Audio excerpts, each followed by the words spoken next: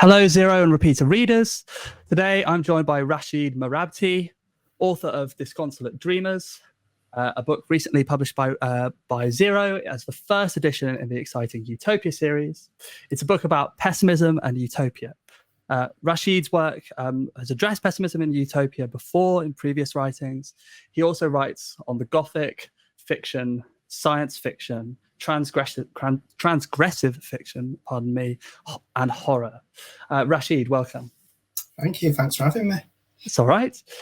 So, look, I thought we might start by saying that given that so much of this book is about optimism and pessimism, I thought you might just start by saying a little bit about what you think optimism and pessimism actually are, what these figures operate as within the course of your argument. Yeah, of course. So, I mean, this optimism and pessimism are two very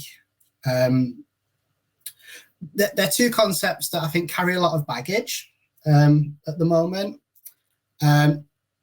Attached to them are some quite well-established caricatures as well, I'd say. You have the curmudgeonly pessimist who thinks that there is no good to be had in the world and there is no point to anything. On the contrary, you have the it's always sunny optimist who will, with a spring in their step, always looking, not always expecting the best to happen. Now, my kind of background in kind of writing, I've always had a bit of a predisposition toward pessimism myself. I am, personally speaking, I'm not the kind of person who does have a rosy kind of demeanor and an optimistic outlook on life. The glass is half full for me, and that does come across in my writing. But what I found as I was kind of writing and thinking in this way was there's more to it than, as I said, just that caricature. In a critical sense, what does it mean to be pessimistic? What does the pessimist look like? So I started thinking about, what their use or what their outcome is. What do they want? And it kind of, I was drawn to this idea that pessimism isn't necessarily about everything being, well, it is about everything is bad, but it's done in a critical way. So a pessimist is someone who looks critically at the world in all of its, tragedy and horror. And I think from that point can make more pragmatic, kind of observations or decisions. On the contrary, the optimist is someone who, by definition, optimism is by definition, things will be better. And I've started to ask the question of, well, if you believe deep down, or you truly hold that everything will be better, what does that mean for your sense of agency in terms of trying to make things better within the world, if your kind of default position is that the future will give you what you want or need, irrespective of whether you kind of action that or do anything about it? So speaking about these kinds of ideas, and that obviously led me to reading, lots of kind of pessimistic and, on the contrary, some optimistic works. As you'll see, Schopenhauer, writers who don't necessarily appear in this book, like Ian Choran, Thomas Ligotti comes up quite a lot. Writers of that ilk who, to varying degrees, have a pessimistic view of life, but the question I was asking was, what do they do with it? Is there a social, political project attached to that? Is it just waving your hands at the sky and, denouncing the world? So I guess that's where kind of the question between optimism and pessimism came from. I guess we can go into more detail about how that's explored in the book, but Does that kind of give you a bit of a background of where I've come from? No, that's great. I mean, what strikes me is that, to an extent, kind of post 2008 political, philosophical, theoretical writing has had kind of consistently both optimistic and pessimistic moments. And there is a sense, of course, in which, which is absolutely a sense of pessimism that I think you bring out, that you have to look at the world and kind of hate it. And, love for the world, anything that sounds a lot like that, that which finds the beauty in all that there is going to sound a little bit like trying to, keep the parts of the world that we like around, which all too quickly, I think, falls into a kind of conservatism. And I suppose it's therefore unsurprising that a book like yours should come around that tries to be as pessimistic as possible. But what do you see the role of, is the role of optimism historically? I wonder whether the question might be different when leveled at our specifically, contemporary situation. But how has optimism been connected to kind of leftist or socialist politics in history for you? And do you see yourself as displacing a certain tendency, optimistic tendency, or do you think that has kind of already been displaced by the world as it is? I think it's really interesting, actually, because optimism is very much a kind of question on the lips at the moment. I mean, this book is part of a series on Utopia, and I know that the concept of optimism and hope will, run all the way through this series, and rightly so. My position against optimism comes from a questioning of, is the optimist actually capable of genuine hope or compassion, or does their optimistic position kind of deny the very conditions that would predicate the need for that in the world? If you think everything's going to be better, or you think everything is going to arrive at a certain point, then are you actually stopping to think about the conditions at large where people are suffering right now in a compassionate way? And also on the subject of hope around that, and I'm sure we'll talk about this as well, because there definitely needs to be a kind of a decoupling of hope and optimism as well. Hope being that thing which almost motivates you to an action, as opposed to a rigid position that being an optimist would be. But that question of hope as well, it's to what extent does the optimist who knows the future to a certain extent, they know that things will be a certain way in the future, does that negate the need for hope and then the kind of the motivation to actually see that position or that thing or that desired change arrive? So, I mean, I think Walter Benjamin said that if life exists as trauma, suffering, etc., then the optimist, I think, is incapable of productively helping us through it. There are other thinkers who, again, have taken this idea of optimism and completely denounced it in a political sense. I'm thinking of people like Zizek, obviously. The light at the end of the tunnel is more likely an oncoming train about to run you over. Terry Eagleton in I forgot the name of the book, even though I draw in it quite heavily, so that's always a good sign. Is it Hope Over Optimism or something along those lines? Again, it's trying to decouple this idea of hope from optimism. Optimism as something which is actually a barrier to radical, progressive political action and thought. Yeah. So yeah, So optimism. it seems to me that, but what that sounds to me, therefore, a little bit like, is that your position is that optimism and pessimism function, they're kind of strategic positions within, anti-capitalist resistance. There, or yes, I would say they're probably strategies, which would, in a sense, you could say something like they're strategies of consciousness regarding, militating the right kinds of energy against the capitalist actuality. I suppose. What it doesn't sound like is that there is anything about our situation which is necessarily pessimistic. Rather, we need to become more pessimistic. Is that the idea, or do you think that there was, is it actually possible to be optimistic in, whatever, post 2008 capitalism? Let's call it that.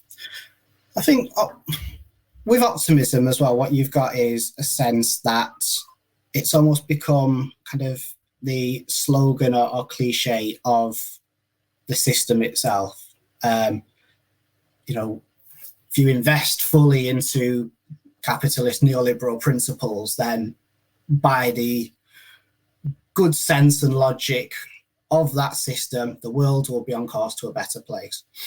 And it's actually saying that optimism in that sense is lost to us as a critical device now, whereas I'm trying to reclaim pessimism as the starting point for a critical discourse against a capitalist realist system, which I think optimism is too bound up in now. You precisely right when you say that optimism, pessimism are almost strategies or positions. They're ways of approaching a world and, to a certain extent, begin the process of your action or agency that would come. As I said, the argument of this book is that it's the pessimistic position which we need to kind of recuperate, to save, and to actually turn to at this time as the position which gives us the clearest view of the obstacles that we would need to overcome, both practically but also kind of speculatively. I mean, ultimately, this is a book about hope and imagination, I like to think. It's just that stems from a position where you have to see the world in all of its horror and believe that. It's an error that I think Adorno refers to as positive thinking, right? Which it's in his Problems of Moral Philosophy, and I would need to go and really return to it and think a bit more about it. But what's interesting there is something which struck me also about your text, which is that positivity and negativity, for both Adorno and really for you, take on kind of at least two meanings. I mean, for Adorno, negativity must take on about 8 meanings at points. But you, at one point, seem to talk about negativity as a kind of affective position, this kind of resentment, sorry, Nietzscheans, towards actuality, this feeling that we are living in the wrong world, and that where that really is a feeling. But also you talk about, in that classic Marxist Hegelian cadence of a negation of the negation, as, thinking about the logical senses, the dialectical logical senses of these terms, positive and negative. In summary, something like negative thought would be that which is conscious of non-identity, of the kind of the failure of our categorization, kind of consistent failure. Whereas positive thinking would be to identify that which we want to preserve, or that which we want to establish. So you talk about both negativity in this affective sense, and negativity in this logical sense. Would you say that one kind of takes precedence over the other? Given that you're speaking of them as possible strategies, it might seem that the negative sense, the logical sense of negativity might be a little bit different to something else or other than a mere strategy or position of resistance against capitalism. Yeah, that's really interesting. So I think my position on the negative as it comes out in this book, and you're absolutely right. I talk about negative as being both a logical, pragmatic position to take when faced with the world as we experience it. But I also talk about the negative on negativity in a more abstract sense, as a kind of a negation, as a removal, as a refusal of logicentric worldviews.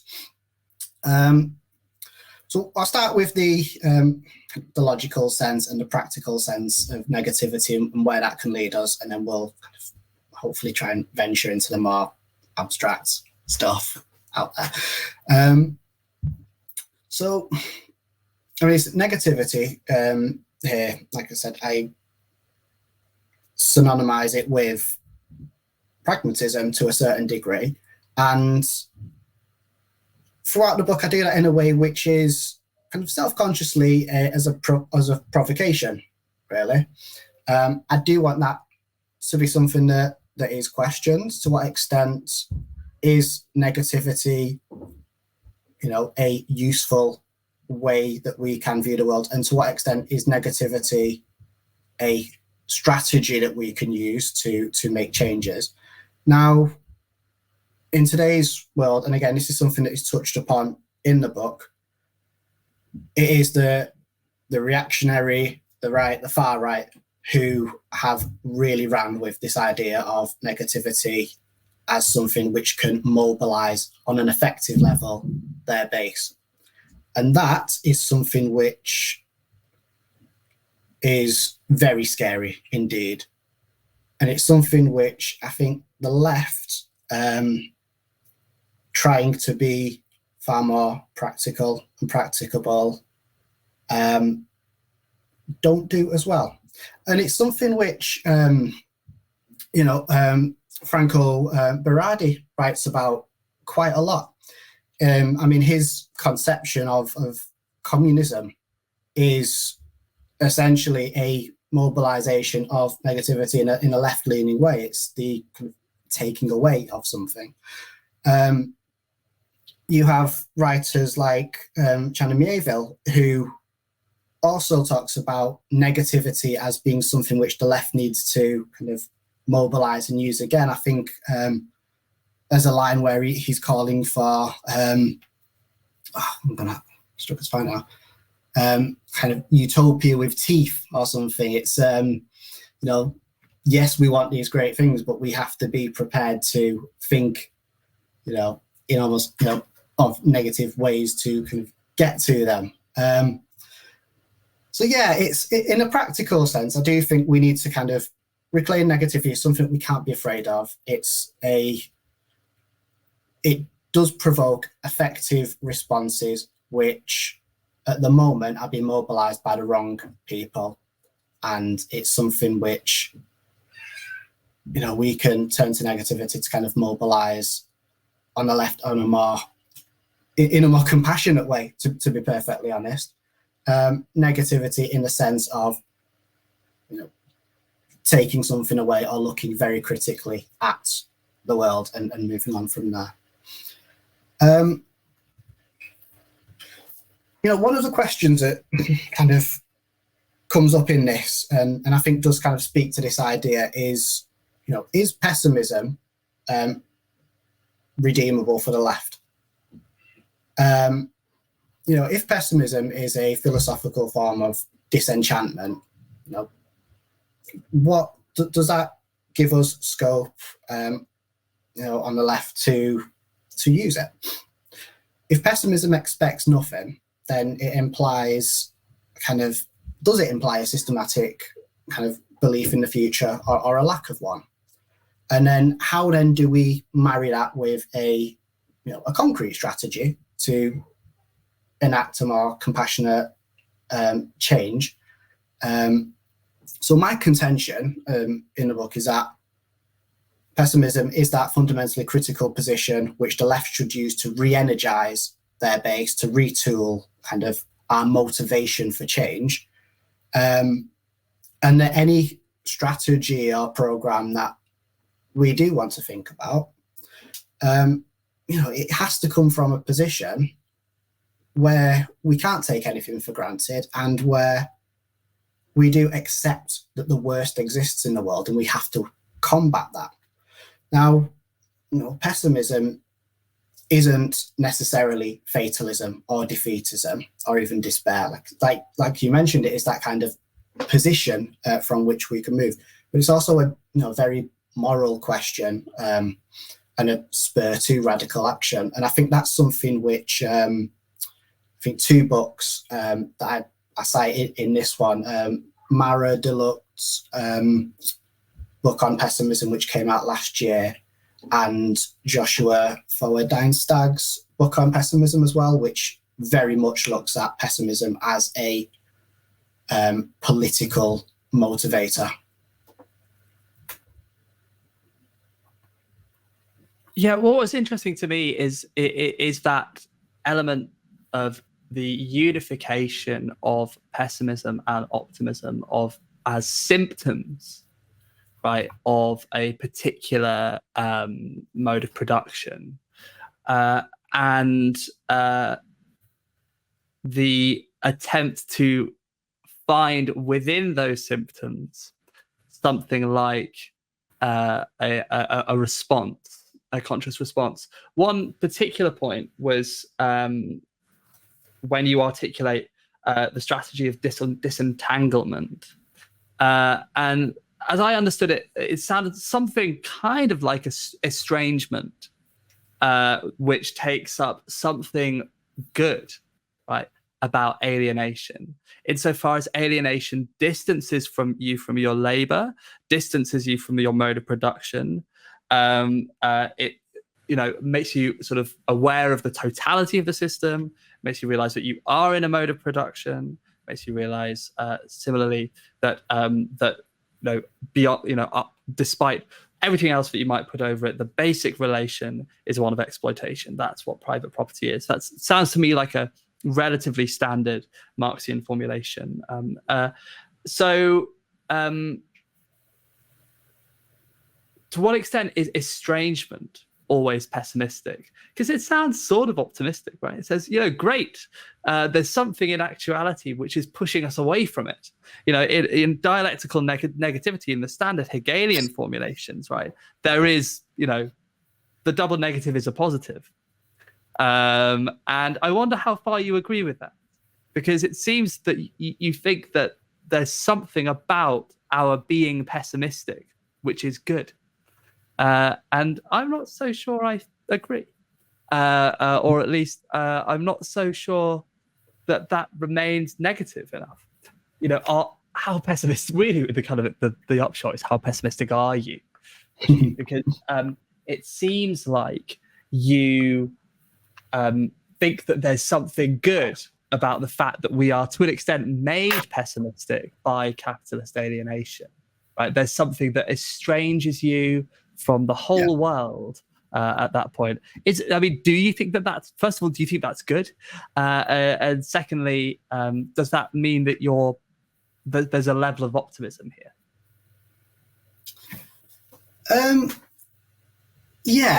So basically that's coming to a question of how optimistic am I, essentially, and what value I put on optimism as something that can help. Listen, in the book, I explore pessimism ultimately as a motivating factor. And does that mean that pessimism is not all doom and gloom? Yes. And that is part of the kind of trying to retool pessimism as something which, does help us to understand kind of our own sense of being, moral questions, and also to see the suffering in others, and so that we can feel kind of part of that, and so as to help. Pessimism as a starting point ultimately begs the question of, do we hope for something better? If so, then let's act on it. Or there's the pessimistic viewpoints that would go in the other direction toward fatalism and despair. That's not the camp where I sit, and part of this kind of reclamation of pessimism is to say that it can be a hopeful device where we can use it to create something else. Now, on the, I talk about pessimism as kind of paving the way toward a disentanglement, estrangement. And we're probably missing a step in that there's, the pessimism is in relation to a world. To understand that world, we start to think about how wholly encompassing this kind of capitalist realist state is, and how much that kind of controls, everything we do, but also who we are. Disentanglement or estrangement is a kind of a play on the common Marxist points of alienation, estrangement, and something that I've not going to say I've coined the term because I haven't. I've pulled the term disentanglement out of, I think, Berardi, but taken it in a slightly different way. I'm talking here about disengaging almost entirely at a subjective level, imaginatively speaking, from a world that can't be escaped because of how deeply embedded it is within our individual and social consciousness. So from the position of the world is one of capitalist realism, and as we are very well versed that there is no escape, there is no imagining a world other than this. Well, actually, it's that point of imagination which we need to kind of create the grounding from which we can start to do that. Pessimism is the position whereby we've seen the world is one of a capitalist realist kind of makeup, and the utopian aspect is thinking about how we get to a place where that maybe isn't the case. Disentanglement is one of those strategies. It's, like I said, it's kind of stepping out of the world as it exists for us, imaginatively speaking, speculatively speaking. It's trying to think of an alternative. Now, I'm not going to say that this book presents what that alternative could be, but that is part of the provocation which I'm hoping to spur. It's a call for the imagination to have ideas which, maybe start at this negative place, but maybe take us somewhere completely new.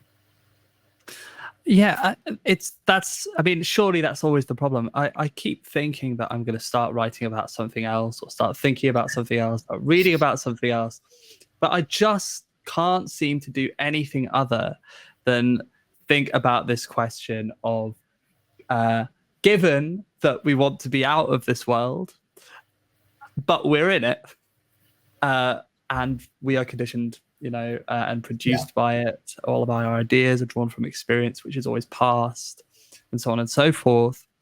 How on earth do you construct anything which looks like, anti-capitalist resistance? And to me, that is the point of really all theorization. And I wonder, given sort of that, we've both done work on Utopia, and this whole series was on Utopia, whether we might sort of start thinking about that for a moment, because it seems that Utopia as an idea is the most kind of unerring commitment to think a world otherwise, or something like that, to seize the claim that there are ways that things might have been and attempt to kind of make one of those worlds actual. And I wonder, first of all, what the relation is between pessimism and utopia for you, because obviously utopia sounds like a relatively optimistic idea. I've come back from this island, and they made it so differently, the utopians, and we could make our world like that, and things would be much better. That sounds like there could be nothing more optimistic.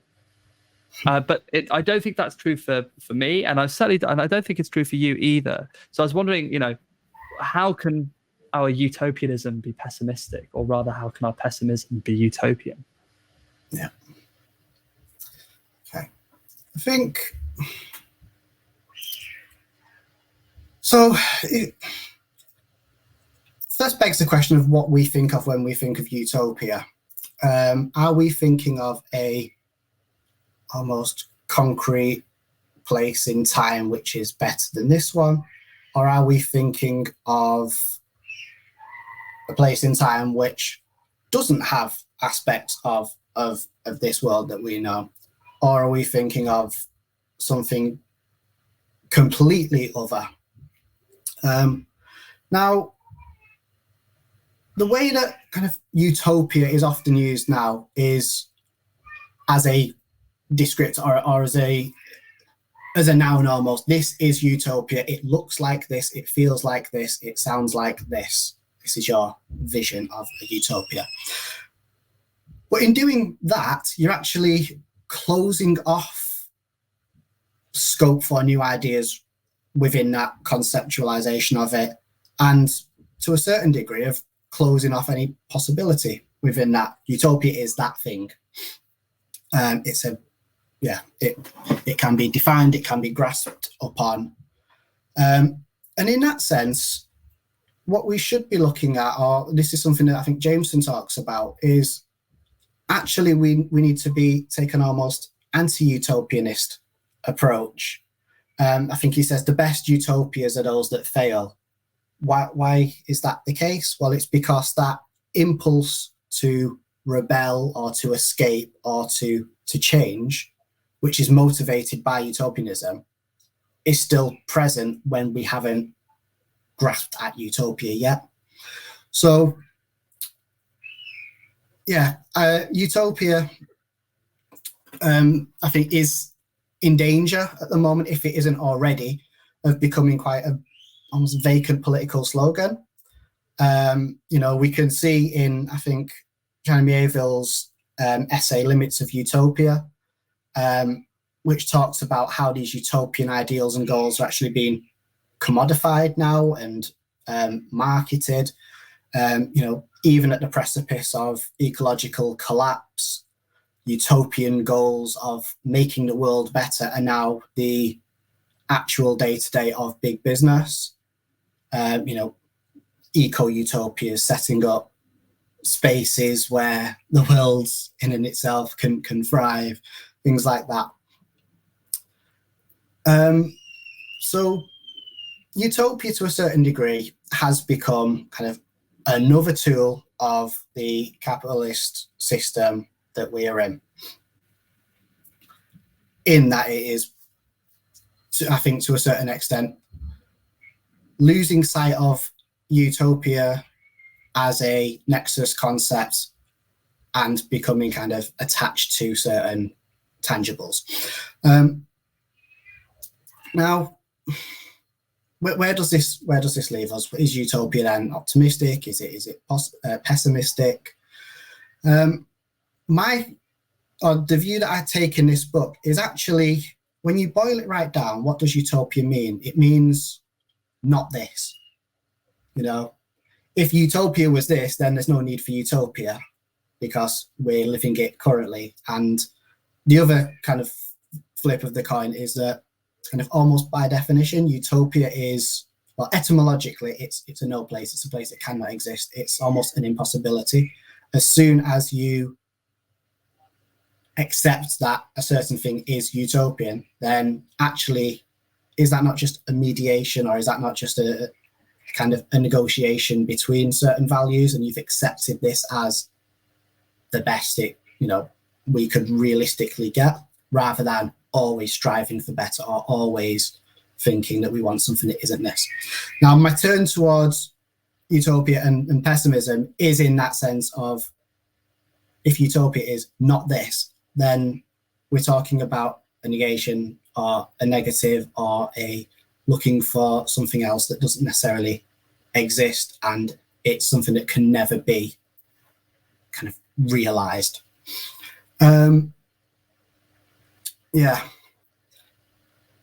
So I think in the book I talk about different forms of utopia, and I think some of this lends itself again precisely to this, well, at least I think to my position, which utopia can be something which the pessimist can also dream of. There's the utopia of the world made better. That's the utopia where we can make changes within this world that makes what Thomas Ligotti would call kind of a general level of kind of tolerable suffering for all, which that would boil down to. There's a sense of a utopia as a world that's remade, and that's almost like the nihilist utopia. So let's just destroy this world and rebuild a new one that kind of affirms all the values that we want within this world. There's the world without us, which leads us into some quite dark places, antinatalism, things like that. But then there's the utopia of ourselves living the lives we want to live, being the people we want to be, not in this world, which is where this book kind of takes us to, and then kind of leaves the idea out there to float. So utopia, I think, begs a question, not necessarily of place and space, but of morality, of values. And ultimately, whatever we called utopia or whatever we see in utopia, people would have, people are within that space, and they're still always going to bring their ghosts with them. So, and with that, to what extent is that utopia going to be that amazing positivist space? Not entirely optimistic on the prospect of a real tangible utopia that we can live in, but the idea that utopia is not what we know, or not this, nor could it ever be anything that we can ever grasp, is kind of the pessimistic turn, but I think is also one that's quite motivating. At least it stops us from resting on our laurels. I think you're exactly right. I mean, for me, it's perhaps not to talk too much about what I'm interested in, but it's my favorite work by Marx is the 18th Brumaire of Louis Bonaparte, and the reason for that is because it seems to be the one where, given that he has to ask this question, why did the Paris proletariat not rise up at this moment? He begins to ask the question of how can the proletariat, which must draw its poetry from the future, but is always haunted by ghosts of the past, right? There seems to be, right, this politicization of the past and the future, right? That's sort of implicit in everything that we've said here. And I think it's there for Marx too, which is the sense of, well, the past is what we don't want, and the future is what we do.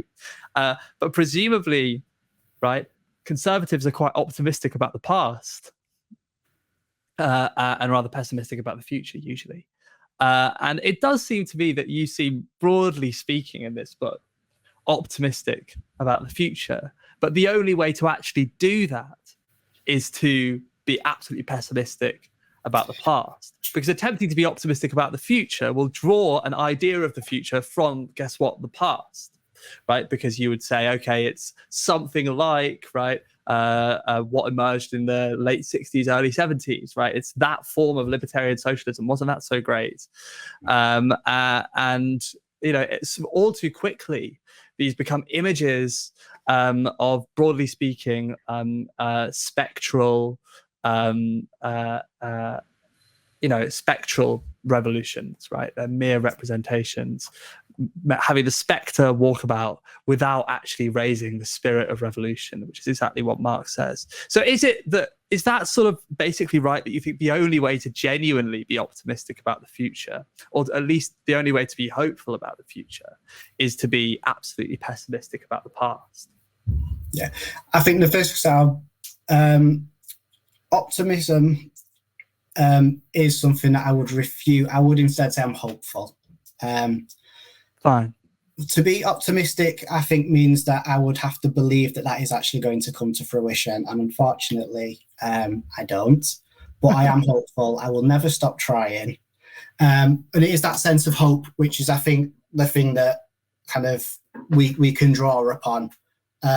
Listen, do we believe that a wide-ranging, full change is going to come imminently?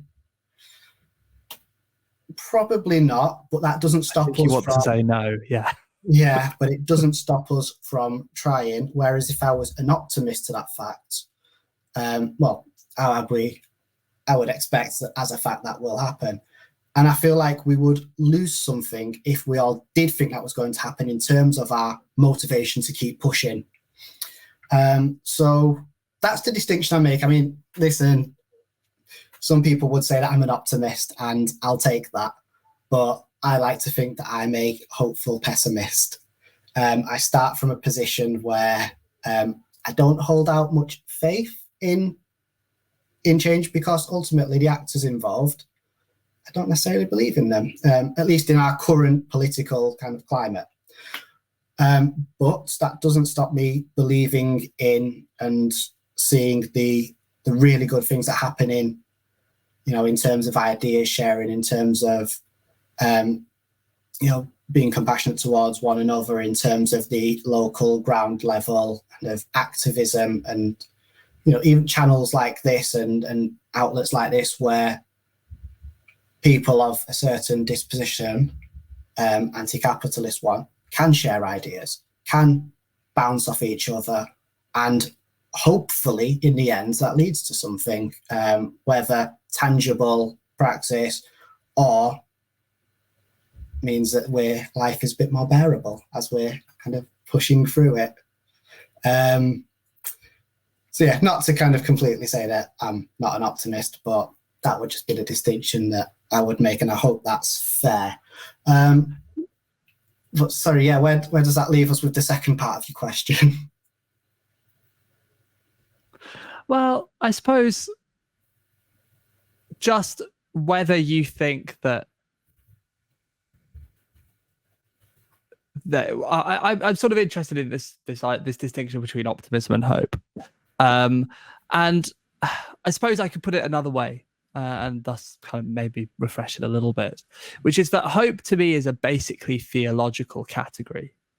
It's a category sort of brought, the idea that despite our sinful existence, there could at least be, if we act in the right ways, right, some redemption in an afterlife. It's really interesting. At the end of Spirit of Utopia, by Bloch, he basically compares the problem of the afterlife for theology to the problem of socialism in historical materialism. Because it is basically the same problem, which is that, how do we remain the same people? How can it be true that there is redemption for us if everything must change in order for us to be redeemed? And presumably, if everything changes, that's us too that needs to change, right? There's this problem of identity, which, and I wonder whether hope might be subject to something like the same criticism that you put optimism under. And I wonder whether it's true, which is that while you might not think that things are going to get better, you do think that we are going to have a capacity to change things. And I wonder whether that's just, first of all, that's rather optimistic actually. It requires presumably quite a lot of collective organization, right? Even if people wanted to do it, given the state of kind of military and surveillance technologies as they currently exist, it seems at points like this might be a genuinely unwinnable battle. And it seems that you really do think that there's this possibility of redemption, at least in our capacity to resist.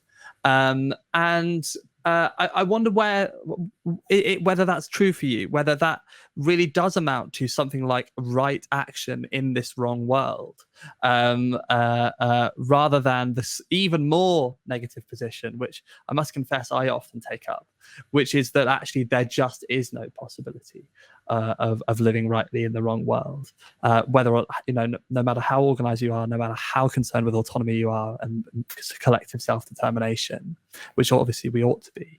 I wonder whether hope and optimism might be closer together than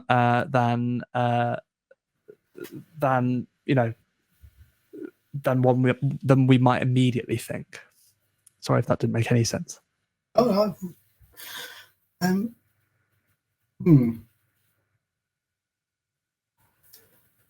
think to come back to the question then of pessimism, I think, which would lead into hope and a way forward.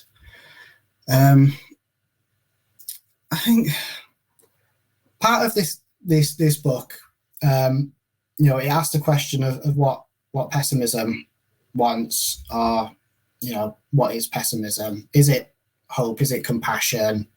Is it a universal level of tolerability, radical action, or a break from the current hegemony?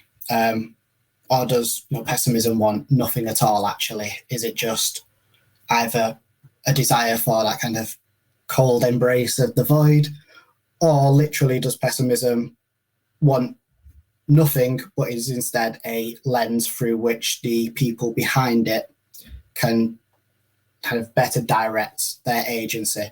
And I do think that, generally speaking, most people, or at least people who I think will be watching this channel and reading our books, are of a disposition where I can be hopeful of their intention and of their character to promote more kind of moral, ethical kind of values of compassion and of helping each other out. Now, does that make me optimistic?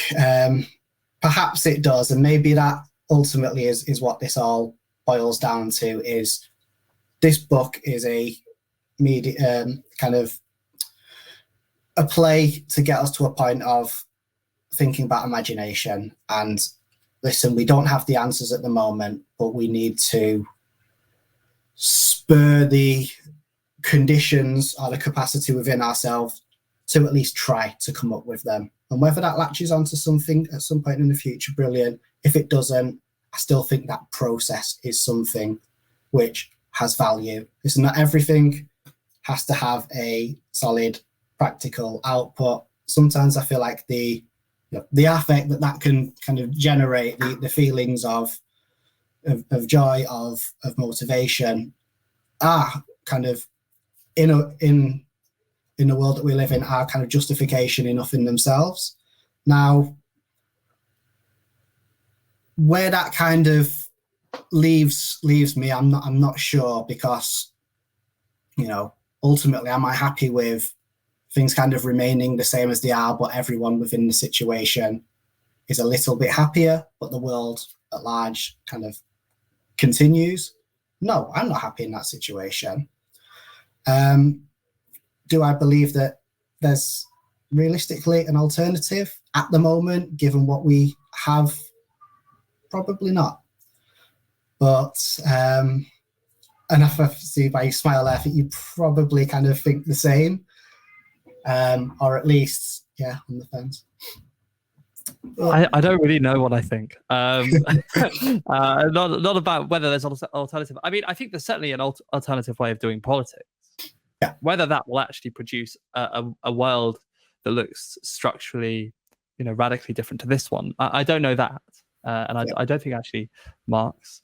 I mean, Marx was pretty certain that by dialectical negation things would work towards. But then when you actually see him, talk about at the kind of concrete political moments, he's so urgent and sort of says, we need to do this, we need to arm these people, we need to get organized. And no, it doesn't sound particularly deterministic to me, actually, at those points. I mean, there's obviously that whole question regarding the relationship between kind of historical determinism and leftist politics. But it does seem that one way of reading it would be something like, history will always produce the conditions for the overthrow of a particular economic structure, but it seems that it's down to something like collective organization, collective will to actually take it up. And this is a strand of thought that I think has, generally speaking, been lost. The idea of collective organization doesn't sound doesn't seem to be one that people particularly talk about. There are, of course, exceptions, but it's there in Fisher. It's there at the very end of capitalist realism. He says that, broadly speaking, the only form of politics which is going to overthrow this would be something like a general will. He says, which is really interesting. Right? Where that Rousseau's coming from is rather strange. So I think perhaps, and I think this is sort of what you're saying, which is that there is a possibility of a genuinely pessimist politics at the very least, which would, at least on some strands, be better, an alternative to the way that leftists are currently thinking about politics. Again, I don't think you make any pretensions to, in this book, right, say anything about an anti-capitalist alternative. And I think usually attempting to do that sort of thing falls foul of Marxist critique of utopianism pretty easily. So maybe that's what you're optimistic about. Maybe you are just optimistic about our ability to do politics. It seems that there is still a politics here, which a truly nihilistic and I think probably problematically nihilist text wouldn't think that there was any alternative to the way that Keir Starmer is necessarily the head of the British left, right? I don't think you think that. I think the politics, I guess, comes from, well, I want a politics that doesn't sugarcoat the very bitter pill that people have to swallow on a daily basis, which is what a lot of politics at the moment does try to do, whether it's through modest little reforms that actually only further cement things or don't actually change very much, or just kind of obfuscate a point entirely. I think a politics that begins with the realization of suffering and dispossession, of threats to people's basic rights is where we need to start, and that ultimately is quite a bleak position, because it does open eyes to things which people otherwise generally don't want to see. Only when you can kind of see the worst can you actually start to respond to it. And I think the problem with politics at the moment is it kind of plays on certain negative affects, but not necessarily the ones which are the big problem. So it plays on, look at the moment, it plays on the fears of immigrants coming to this country. That obfuscates a very real problem of the socio-political, economic, cultural issues at play in those regions of the world, which in the global north we often contribute to, as well as obfuscating the fact of the kind of the general suffering that's experienced in our own countries as well. It's taking that these negative feelings, giving them back to us whilst obfuscating the others. What I want to see is a politics that actually goes and deals with all of this. Very lofty goals indeed, I know, but yeah, that's I guess that's where the pessimistic politics kind of begins, and from that point you build.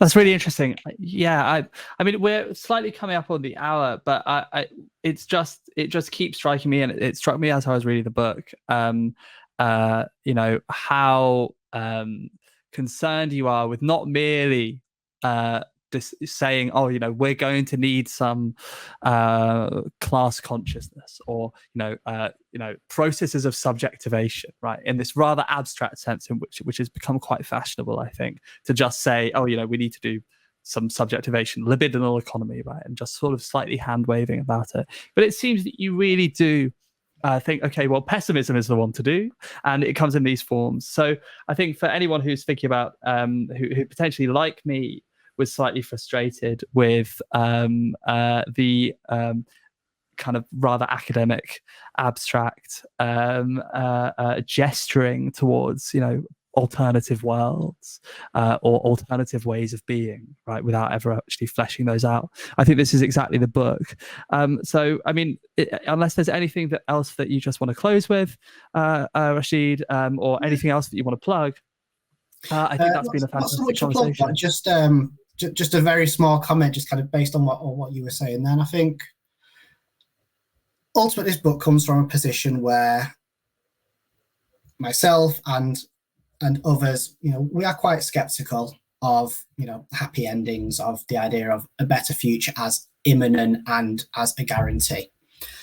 You know, for many people, resigned to, you know, we touched on, you know, the capitalist realist, disintended now, you know, loss of the future, on which, you know, optimism and hope, you know, are linked.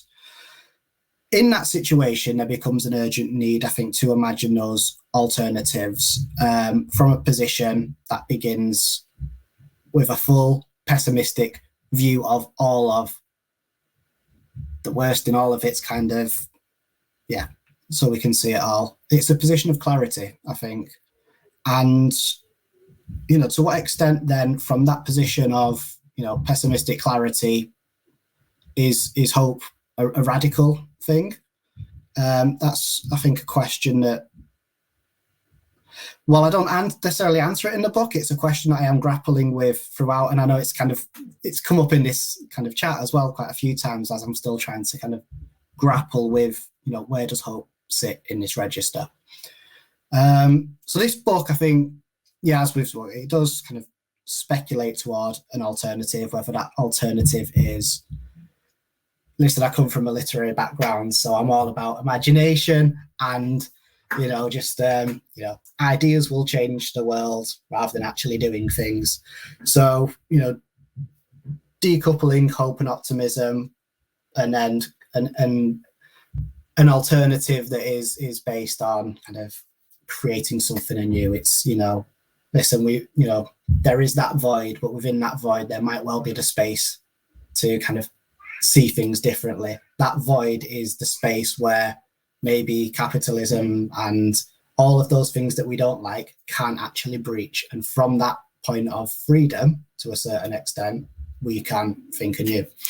So that's what kind of it's getting at. You know, we start from a position of pessimism. We toy with the idea of hope. We critique optimism as now exists as the tool of capitalism, you know, and ultimately we question, where does, you know, what does utopia look like? And yeah, I'm not going to say that I know what utopia does look like, except to say not this. Exactly, and that's essentially what you eventually say, that, you know, utopianism, utopia would be the world without work, the world without this, with the world without the family, without authority, and so on and so forth, right? It would be a negation of all these things. But again, as I say, you know, much more than that as well. And I think perhaps you do yourself a disservice by saying that you don't know what anything looks like. It sounds like you know what quite a lot looks like. And I think that's really what makes it such a fantastic book. And if there seems to be a moral, it should be that we all should live unhappily ever after. So thanks, Rashid, for this conversation. It's been really fascinating. And everyone go out and buy Disconsolate Dreamers on Pessimism and Utopia, published by Zero, available at all good bookstores and Amazon. Thanks, everyone. Bye-bye. We appreciate your support of the imprint and the channel. Subscribe to Zero Books today on Patreon. Your material support helps us to promote a variety of perspectives on the left. Also, discover the many titles, new and old, that Zero has curated. Navigate to any of the links in the show notes to extend your support.